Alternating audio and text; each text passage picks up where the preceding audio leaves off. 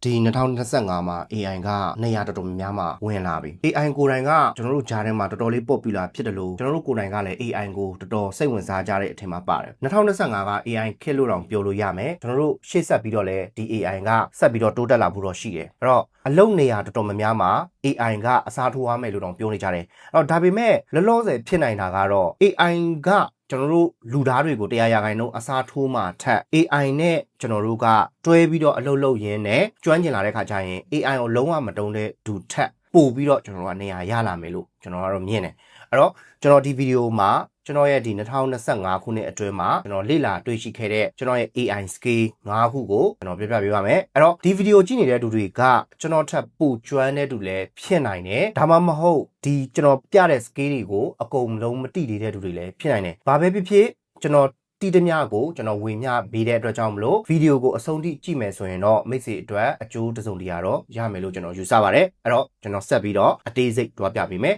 ကျွန်တော်အနေနဲ့ဒီ2025မှာ AI skill 5ခုအဓိကပေါ့နော်အဲ့တော့နံပါတ်1က prompt engineering နံပါတ်2က context engineering နံပါတ်3က RAG system နံပါတ်4က AI browser နံပါတ်5က vibe coding ဒါတွေကလုံးဝကို aha moment ဖြစ်စေတဲ့ဒီ skill တွေပဲလို့တော့ကျွန်တော်ပြောလို့ရတယ်အဲ့တော့နံပါတ်1အနေနဲ့ prompt engineering ကဘာလဲဆိုတာပြောပြပေးမယ်အဲ့တော့အဲ့အရာကိုကျွန်တော်ထပ်ပြီးတော့ခွဲခြမ်းစိတ်ဖြာလိုက်တဲ့အခါကျတော့အရင်ဆုံးကတော့ prompt ဆိုတာဘာလဲပေါ့ prompt ဆိုတာတကယ်တမ်းကတော့ကျွန်တော် AI ကိုစာရေးပြီးမေးလိုက်တာဒါပဲဒါမှမဟုတ်လဲစကားပြောပြီးမေးလိုက်တာဒါပဲ prompt ဆိုတာစာရေးပြီးမေးလိုက်တယ်လို့ prompt engineering ကကြတော့ AI ကိုကျွန်တော်တို့ဖြစ်စေချင်တယ်လို့ကျွန်တော်တို့လုပ်စေချင်တဲ့အလုပ်တစ်ခုကိုတိတိကျကျလမ်းညွှန်ချက်တွေပေးပြီးတော့ခိုင်းစားလိုက်တဲ့သဘောပဲအဲ့တော့ပုံမှန်ဆိုရင် AI ကကျွန်တော်တို့မေးချင်တာမေးမယ် AI ကလည်းဖြေချင်တာဖြေမယ်အဲ့လိုမဟုတ်ဘဲနဲ့ prompt engineering လုပ်လိုက်တဲ့ခါကျရင်ကျွန်တော်တို့လိုချင်တဲ့အဖြေတွေကိုမှန်မှန်ကန်ကန်တိတိကျကျနဲ့နောက်ဆုံးအချက်လက်တွေကိုပြောပြီးမဲ့ AI အမျိုးအစားဖြစ်အောင်ကျွန်တော်တို့ကဖန်တီးမှာအဲ့တော့အဲ့မှာ prompt မှာအဲ့လိုမျိုး prompt engineering မှာသူကဖွဲ့စည်းပုံလေးတွေရှိတယ်အဲ့ဒါတွေက role assignment လို့ခေါ်တယ် role ဆိုတာက AI ကိုကျွန်တော်တို့ကကျမ်းမာရေးအကြောင်းမေးမယ်ဆိုရင်ဒီတိုင်းပဲငါဖျားနေတယ်ပါစီတောက်ရမလဲဆိုပြီးတော့ပြောလိုက်တာထက်ကျွန်တော်တို့ကမင်းကအ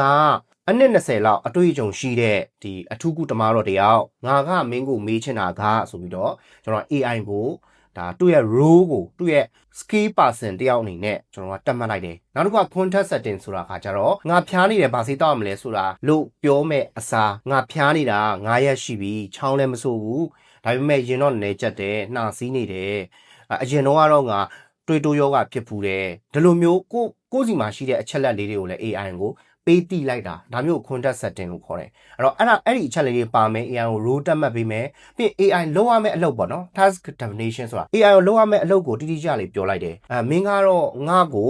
ုဒီကျမ်းမာရေးဝတ္ထုတွေမျှဝေပေးရမယ်ဒါမှမဟုတ်မင်းကတော့ငါ့ကိုဆရာဝန်တယောက်လိုမျိုးဆောင်ရန်ရှောင်ရန်လေးတွေကိုပြောပြပေးရမယ်ဒီလိုမျိုးကျွန်တော်တို့က AI ကိုလုံးဝမဲ့အလုပ်ကိုလည်းတိတိကျကျခိုင်းလိုက်တယ်ပြီးရင် output format အနေနဲ့ငါ့ကိုစာတစ်ကြောင်းတည်းပဲမြန်မာလိုပြန်ပေးဒါမှမဟုတ်ငါ့ကိုစာတစ်ပိုင်းလောက်အထိတိတိကျကျနဲ့ရှင်းရှင်းလင်းလင်းပြောပြပေးဒီလိုမျိုး AI ကိုခိုင်းလိုက်တယ်နောက် constraint ခါကြတော့ AI ကိုမလုပ်ရမယ့်အလုပ်တွေပေါ့နော်အဲ့တော့ငါ့ကိုပြောတဲ့ခါကျရင်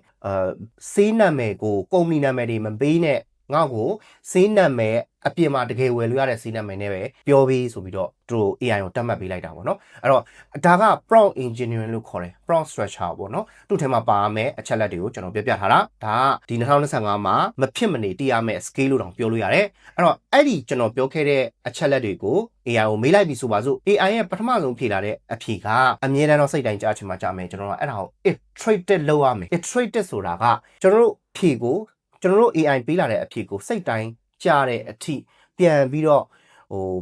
့ကောင်းအောင်ထပ်ပြီးတော့ပို့ပြီးတော့ကောင်းမအောင်မွမ်းမံတဲ့သဘောပဲအဲ့ဒါကို iteration လုပ်တယ်လို့ခေါ်တယ်ဒါမျိုးတွေလုပ်ရမယ်အဲ့တော့ပြီးတော့ကျွန်တော်တို့ကအပေါ်မှာပြောခဲ့တဲ့ဒီအချ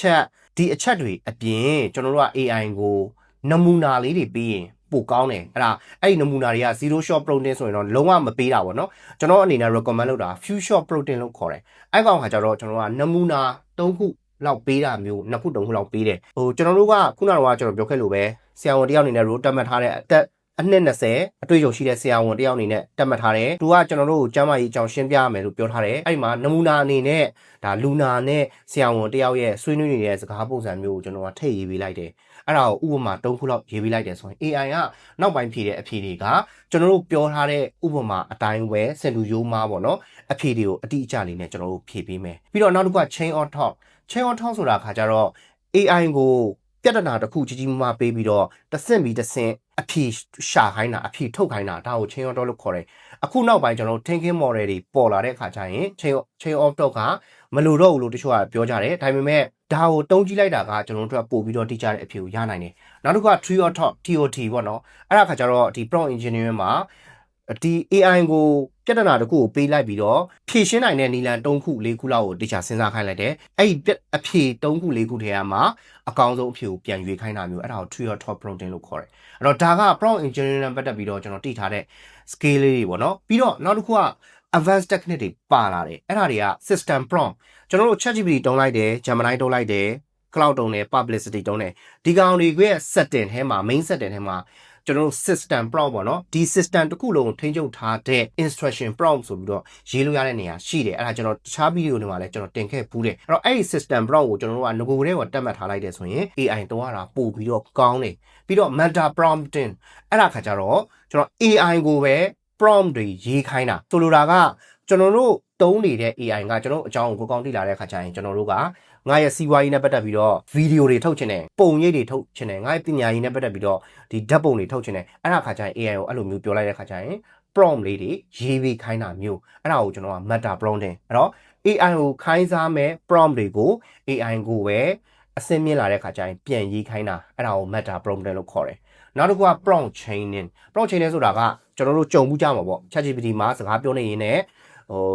စကား9ချောင်း10ချောင်းလောက်ပြောလိုက်တဲ့အခါကျရင်တော့ limit ပြည့်သွားတာမျိုးအဲ့လိုမျိုးမဖြစ်အောင်ကျွန်တော်တို့ပြောနေတဲ့စကားကဥမာ10ချောင်းမပြည့်ခင်မှာဒီပြောထားတဲ့အချက်လက်တွေကိုအနှစ်ချုပ်ခိုင်းလိုက်ပြီးရင်နောက်ထပ် conversation တစ်ခုနောက်ထပ် chat တစ်ခုထပ်ဖွင့်ပြီးတော့အဲ့မှာအရင်ဆုံး summarize လုပ်ထားတဲ့အကျဉ်းချုပ်ထားတဲ့ဟာကိုအရင် AI ကိုပြောပေးပြီးတော့ကျွန်တော်စကားဆက်ပြောတာမျိုးပေါ့နော်အဲ့ဒါမျိုးကို prompt chaining လို့ခေါ်တယ်ကျွန်တော် AI ရဲ့ဒီမှတ်ဉာဏ်အကက်အတက်ကိုကျွန်တော်တို့ကြော်လွှားတဲ့နည်းလမ်းတစ်ခုပေါ့နော်ပြီးတော့နောက်တစ်ခါ negative prompting ကျွန်တော်အပေါ်မှာပြောခဲ့တဲ့ဒီ constraint နဲ့တွားပြီးတော့တူတယ် AI ကိုဘာမလုပ်ရဘူးလဲဘာကိုတိတိကျကျလုပ်ရမလဲဘာကိုကန့်တက်ထားမလဲဒါတွေကိုပြောတာပေါ့နော်နောက်တစ်ခါ prompt injection ဒါကတော့တော်တော်အဆင့်မြင့်သွားပြီကျွန်တော်တို့ hacking လုပ်တဲ့သဘောပဲ AI ကိုပြန်ပြီးတော့ hacking လုပ်တယ်အခုခေတ်မှာကျွန်တော်တို့ AI နဲ့ပတ်သက်တဲ့ tools တွေအများကြီးပေါ်လာပြီ AI ကိုအသုံးပြုထားတဲ့ tools တွေကိုမူလရွယ်ချက်ဖြစ်တဲ့ application အစားကျွန်တော်တို့စိတ်တိုင်းကြပြန်ပြီးတော့ AI ကိုပြန်အပေါ်ကနေထပ်ဆင့်အုပ်ပြီးတော့ခိုင်းချင်တယ်ဆိုရင် prompt injection လုပ်လို့ရတယ်ငကိုမူလတတ်မှတ်ထားတဲ့ရွယ်ချက်အစားကျွန်တော်တို့စိတ်တိုင်းကြ AI ကိုခိုင်းစားတဲ့သဘောပဲပေါ့နော်အဲ့တော့ prompt injection ကိုလည်းအခုနောက်ပိုင်းကာကွယ်လို့ရတဲ့နည်းလမ်းတွေရှိလာလို့ prompt injection လုပ်ပြီးတော့ကျွန်တော်တို့ကိုဒုက္ခပေးနိုင်တာတွေလည်းဖြစ်လာပြီ online ပေါ်မှာတွေ့တဲ့ prompt တိုင်းကိုကျွန်တော်တို့ဆက်ထဲမှာရှိတဲ့ AI နဲ့တွားပြီးတော့အမြဲတမ်းမချိတ်မိပါစေနဲ့တစ်ခါလေကြာရင်ကျွန်တော်တို့ဘာမှမသိတဲ့ prompt တွေကကျွန်တော်တို့ကိုဒုက္ခပေးသွားနိုင်တယ်ဒါကကျွန်တော်တို့ prompt engineering နဲ့ပတ်သက်ပြီးတော့ကျွန်တော်ဒီ2025မှာတည်ထားခဲ့တဲ့ပညာဘုဒ္ဓလေးကိုကျွန်တော်မျှဝေခြင်းပဲဖြစ်ပါတယ်ဒီထက်ပိုပြီးတော့အဆင့်မြင့်တဲ့နည်းလမ်းတွေလည်းရှိပါသေးတယ်ဒါပေမဲ့ဒါကတော့အဓိက main factor တွေကိုကျွန်တော်ပြောပြပေးတာပေါ့နော်နောက်တစ်ခုက context engineering အဲ့တော့ content မဟုတ်ဘူး context ဆိုတာကဘာလဲဆိုတော့ကျွန်တော်တို့ AI ကိုကျွန်တော်တို့အကြောင်းအသေးစိတ်ကျွန်တော်စီးပွားရေးအကြောင်းကျွန်တော်ပညာရေးအကြောင်းကျွန်တော်မိသားစုဒါမျိုးတွေကိုအသေးစိတ်ပြောပြတာအဲ့တော့ဒီနေရာမှာတခုရှိတာကလုံခြုံမှုရှိပါမလား security ဘိုင်းဆရာလုံခြုံမှုရှိပါမလားဆိုတဲ့ပြဿနာပေါ့နော်ဖြစ်နိုင်တယ်ဆိုရင်တော့ကျွန်တော်တို့နာမည်အတိအကျတွေမှတ်ပုံတင်နံပါတ်တွေဖုန်းနံပါတ်တွေဒါမျိုးတွေတော့အတိအကျတော့မပေးနဲ့ပေါ့နော်ကျွန်တော်တို့နမူနာအနေနဲ့ပုံစံတူလူသားတယောက်အနေနဲ့ကျွန်တော်တို့မေးတာမျိုးတွေလောက်တာကပို့ပြီးတော့တင့်လျော်တယ်ဒါပေမဲ့အဲ့လိုမျိုးမမေးဘူးဆိုရင်လည်း AI ရဲ့အဖြေတွေကတိကျမှုရှိမှာမဟုတ်အဲ့တော့ကျွန်တော်တို့က fake identity တခုတုံးပြီးတော့ AI ကိုမေးတာကတော့ကျွန်တော်တို့ရဲ့ security အတွက်ပို့ပြီးတော့ကောင်းမယ်လို့ယူဆတယ်ပြီးရင်ဘဏ်အကောင့်နံပါတ်တွေမထည့်နဲ့ပေါ့နော်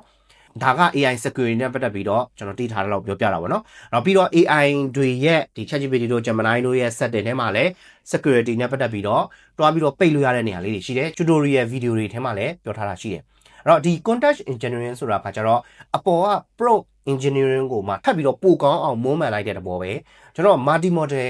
context ဆိုပြီးတော့ရှိတယ်ပေါ့နော်ကျွန်တော်တို့ AI ကိုမေးတဲ့အခါကျရင်ပုံတွေတင်ပြီးလည်းမေးလို့ရတယ်စာတွေတင်ပြီးတော့လည်းမေးလို့ရတယ် document တွေတင်ပြီးတော့လည်းမေးလို့ရတယ် video တွေတင်ပြီးတော့လည်းမေးလို့ရတယ်အဲ့ဒီနေရာမှာကျွန်တော်တို့က AI ကိုကိုယ့်ရဲ့လုပ်ငန်းအချက်လက်တွေကိုယ့်ရဲ့အကြောင်းအချက်လက်တွေသိအောင်ကျွန်တော်တို့ကသူ့ AI train တဲ့နေရာမှာဒီဗီဒီယိုတွေစာတွေဒါတွေကိုတေချာထည့်ပေးလိုက်တဲ့သဘောပဲပေါ့နော်အဲ့ဒါကို content engineering လို့ခေါ်တယ်ပုံမှန်ဆိုရင်တော့ကျွန်တော်တို့တုံးနေတဲ့ ChatGPT တို့ဒီ Gemini တို့က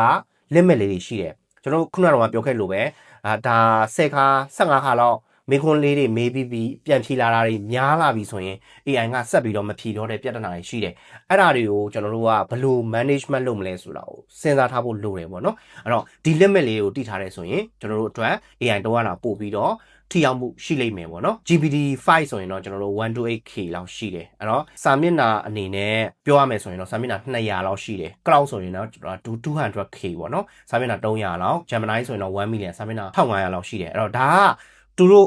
့မှတ်သားနိုင်တဲ့ပမာဏပေါ့နော်ကျွန်တော်တို့ဒီ chat တစ်ခုထဲမှာပြောနိုင်တဲ့ပမာဏပေါ့နော်ဒါတော့မှ free account တွေဆိုရင်ဒီ limit ထက်အများကြီး short ထားတာမျိုးတွေတော့ရှိနိုင်တယ်ပတ်စံပေးပြီးတုံးမှပဲတို့က full limit ပေးထားတာပေါ့နော်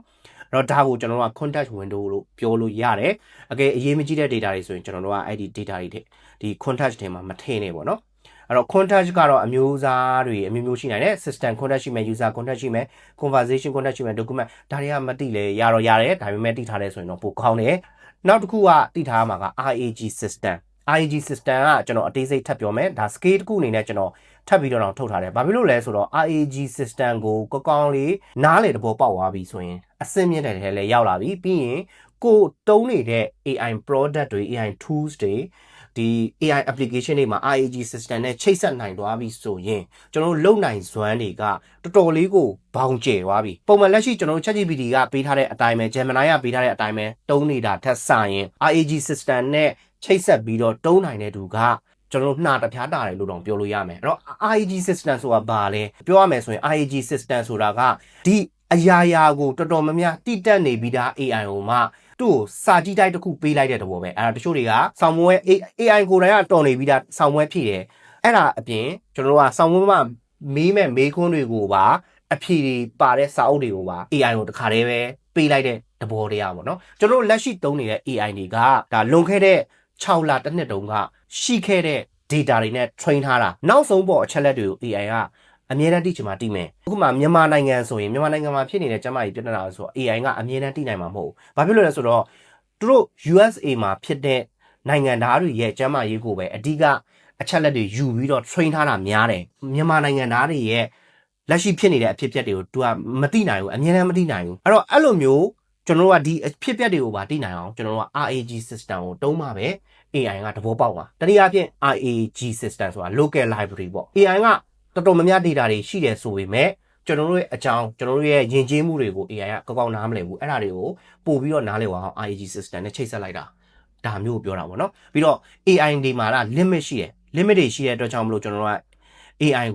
ရဲ့ limit ကိုကြော်ချင်တယ်ဆိုရင် RAG system ကိုတုံးလို့ကောင်းတယ်နော်အဲ့တော့ RAG system လုပ်တဲ့အလုပ်ပုံစံကတုံး၄မျိုးရှိတယ် document indexing ဆိုတာကျွန်တော်တို့ပေးလိုက်တဲ့အချက်အလက်တွေကိုသူက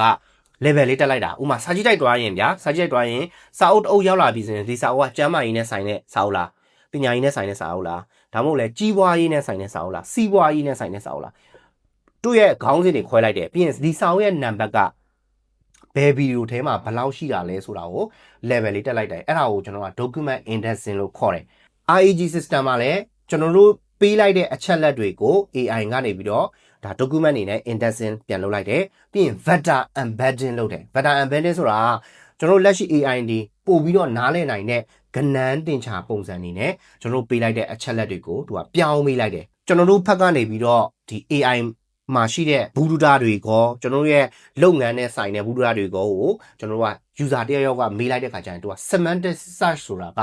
အဓိပ္ပာယ်တူတဲ့အဖြေတွေကိုရှာပေးတာအဲ့လိုမျိုးတွေလောက်လာတယ်ပြီးရင်နောက်တစ်ခုက context retrieval ဆိုတာကကျွန်တော်တို့မေးလိုက်တဲ့မေးခွန်းနဲ့ဆိုင်တဲ့ဟာတွေကိုပဲဆွဲထုတ်ပေးတယ်ပေါ့နော်အဲ့တော့နားတော့ရှုပ်သွားမလားမသိဘူး RAG system ကကျွန်တော်တို့2026မှာပို့ပြီးတော့ခက်စားလာဖို့ရှိပါတယ် AI ကိုမှ RAG နဲ့တွဲတုံးလိုက်မယ်ဆိုရင်ကျွန်တော်တို့လုပ်ငန်းတွေကျွန်တော်တို့ရဲ့ပညာရေးတွေကျွန်တော်တို့စီးပွားရေးတွေအများကြီးလုပ်နိုင်စွမ်းတွေတိုးတက်လာပါလိမ့်မယ် AI တခုတည်းတုံးတာထက်ကိုပိုကောင်းတယ်လို့ပြောချင်တာเนาะဒါကလေ့လာတဲ့ပညာရက်တစ်ခုထဲမှာပါတယ်လို့ကျွန်တော်ထင်ပါတယ်အဲ့တော့ RAG system ကလည်းကျွန်တော်2025မှာစပြီးတော့လေ့လာခဲ့တဲ့အထဲမှာပါတယ်ပေါ့နော်အဲ့တော့ဟုတ်ပြီနောက်တစ်ခုကကျွန်တော် AI browser ဆိုတာရှိတယ် AI browser တွေကအခုနောက်ပိုင်းမှာအခုဒီ2025နောက်ပိုင်းမှာပို့ပြီးတော့ခစ်စားလာတယ်ကျွန်တော်တို့ Comet browser တို့ ChatGPT Atlas တို့ Cloud browser agent တို့ browser OS ဆိုပြီးတော့ရှိတယ်အဲ့တော့ကျွန်တော်အခုဒီမှာလက်ရှိတုံးနေတာဆိုရင်ဒ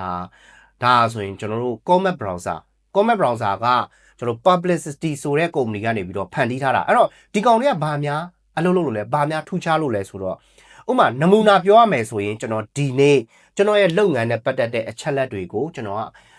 Facebook ထဲမှာကိုယ်တိုင် AI ကိုယ်တိုင်ဝင်ပြီးတော့ကျွန်တော်ရဲ့အချက်လက် data တွေကိုရှာပေးစမ်းပါဆိုပြီးတော့ကျွန်တော် AI ကိုခိုင်းလိုက်တယ်အဲ့တော့ပုံမှန်ဆိုကျွန်တော် ChatGPT တို့ Cloud တို့ဒီ Gemini တို့စာရိုက်ပြီးတော့တွားမေးနိုင်သူတို့ဘလို့မှမရှာပေးနိုင်ဘူးကျွန်တော်တို့ဒီကွန်ပျူတာ screen မှာမြင်နေရတဲ့အချက်လက်တွေကို AI ကိုယ်တိုင်ဝင်ပြီးတော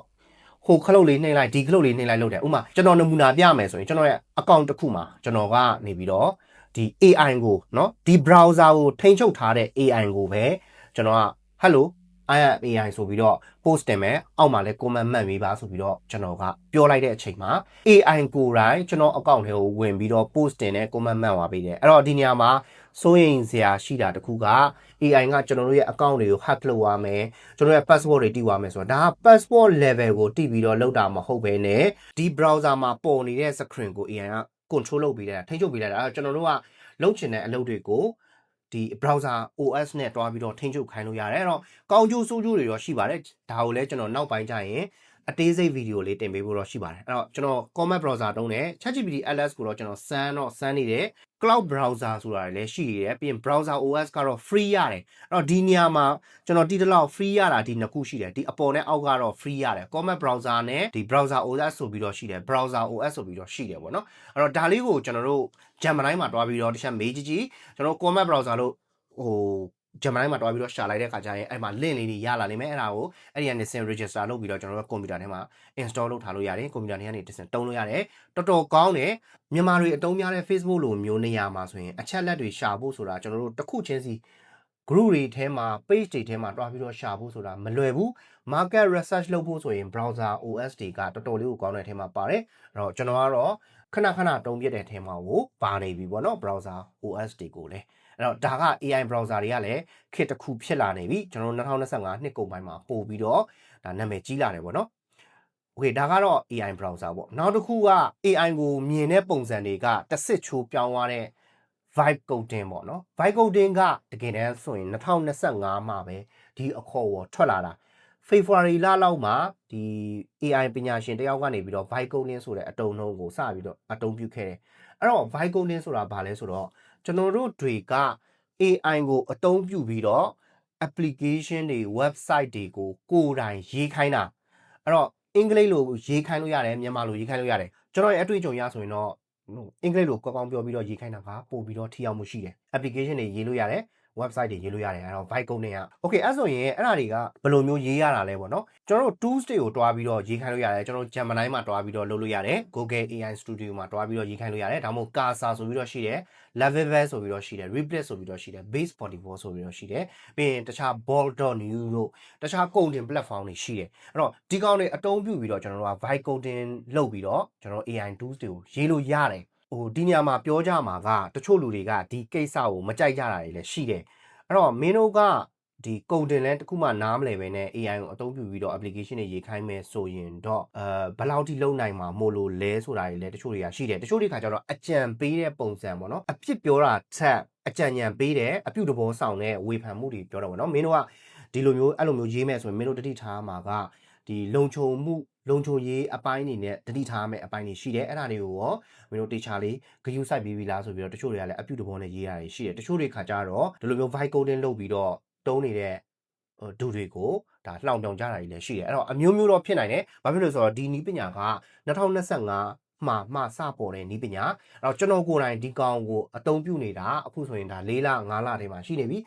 တော်တော်လေးကိုသဘောကျတယ်အရင်တော့ကျွန်တော်တို့ကဒီလစဉ်ကြီးတွေပေးပြီးတော့တုံးနေရတဲ့ software တွေက vibe coding ကိုကျွန်တော်တို့ကောင်းနားလည်သွားပြီဆိုရင်ကျွန်တော်တို့အဲ့ဒီတုံးနေတဲ့ software တွေအစားကျွန်တော်တို့ကတချို့နေရာတွေမှာဆိုရင်ကျွန်တော်တို့ vibe coding နဲ့ရေးထားတဲ့ application တွေကိုကိုယ်ပိုင်တုံးလို့ရလာပြီ security device စိတ်ချမှုမရှိဘူးဆိုရင်ကျွန်တော်တို့အပြင်လူတွေကိုမပြောဘဲနဲ့ကိုယ့်ရဲ့လုပ်ငန်းအတွင်းထဲမှာပဲတုံးအဲ့ဆိုရင်အများကြီးအကျိုးရှိတယ်ပေါ့နော်အဲ့တော့ security အတွက်လည်းနောက်ပိုင်းကျရင်ပို့ပြီးတော့အဆင့်မြင့်လာတယ်နောက်နှစ်ကျွန်တော်ထင်တယ်နောက်နှစ်တုံးတဲ့ခါကျရင် vibe coding နားလေတဲ့သူတွေကအရန်ကိုဟိုအရှိရောက်မယ်လို့ကျွန်တော်ထင်တယ်အကယ်၍ကိုက programming လဲနားလည်မယ် vibe coding လဲလုပ်မယ်ဆိုရင်တော့အတိုင်းထက်အလွန်ပဲဟိုကိုတယောက်ထိုင်နဲ့လုံနိုင်တဲ့ပမာဏကတော်တော်ကြီးကျယ်သွားပြီလို့ပြောလို့ရမယ်အဲ့လိုမှမဟုတ်ဘူးကုန်တင်လဲနားမလဲဘူးဒါပေမဲ့ vibe coding ပေါ့နော်ကျွန်တော်တို့ instruction ပေးပြီးတော့ application တွေစောင့်မယ် website တွေကိုအခုကတည်းကလေ့လာထားတဲ့လူတွေကလည်း နေရာတစ်ခုကိုတော့ရမယ်လို့တော့ကျွန်တော်မြင်တယ်ကျွန်တော်ကိုယ်တိုင်လည်းဒါကတော်တော်လေးကိုနစ်မျောပြီးတော့စိတ်ဝင်စားတဲ့အပိုင်းတွေရှိနေတယ်ကျွန်တော်ကိုယ်တိုင်ဒါ website တွေကော application တွေရောရေးထားတာတွေရှိနေပါပြီအဲ့တော့ security ဘိုင်းခါကြတော့ကျွန်တော်တို့ developer တွေနဲ့အကူအညီတောင်းပြီးတော့ကျွန်တော်စစ်ဆေးခိုင်းတာတွေတော့ရှိတယ်ပေါ့နော်အဲ့တော့ vibe coding ကတော်တော်လေးကို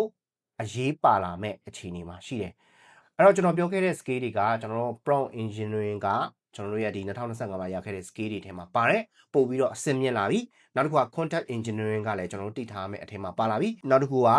RAG system ဆိုတာကျွန်တော်တို့ရဲ့ AI အသုံးပြုတာကိုမှ RAG ပေါင်းလိုက်တဲ့ခါကျရင်ကျွန်တော်တို့ AI ရဲ့ limit တွေတော်တော်များများကိုကျော်ခွလို့ရသွားပြီပေါ့နော်ပြီးရင် AI browser တွေကိုအသုံးပြုပြီးတော့ကျွန်တော်တို့ရဲ့ market research တွေကိုအများကြီးလုပ်လာနိုင်ပြီနောက်တစ်ခုက vibe coding application တွေ website တွေကျွန်တော်တို့စိတ်တိုင်းကြဖန်တီးလို့ရလာပြီနောက်ပိုင်းကျရင်ကျွန်တော်တို့ကဒီ2နှစ်3နှစ်နေတဲ့ခါကျရင်ပို့ပြီးတော့အဆင့်မြင့်လာတဲ့ခါကျရင်ကျွန်တော်တို့ကိုယ်တိုင်ကျွန်တော်တို့ဖန်တီးတဲ့ software တွေကိုကျွန်တော်တို့ပြန်ရောင်းစားလို့ရလာပြီစီးပွားရေးတောင်ပြန်လုပ်လို့ရလာပြီပေါ့နော်အဲ့တော့အခုလည်းတချို့လူတွေကလုပ်နေတဲ့လူရှိပါတယ်ဒါပေမဲ့လောလောဆယ်မှာအရန်ခက်လာတဲ့ user တွေအရန်အသုံးတာများတယ်ကုမ္ပဏီပိုင်းဆိုင်ရာဘဏ်ပိုင်းဆိုင်ရာအဲ့လို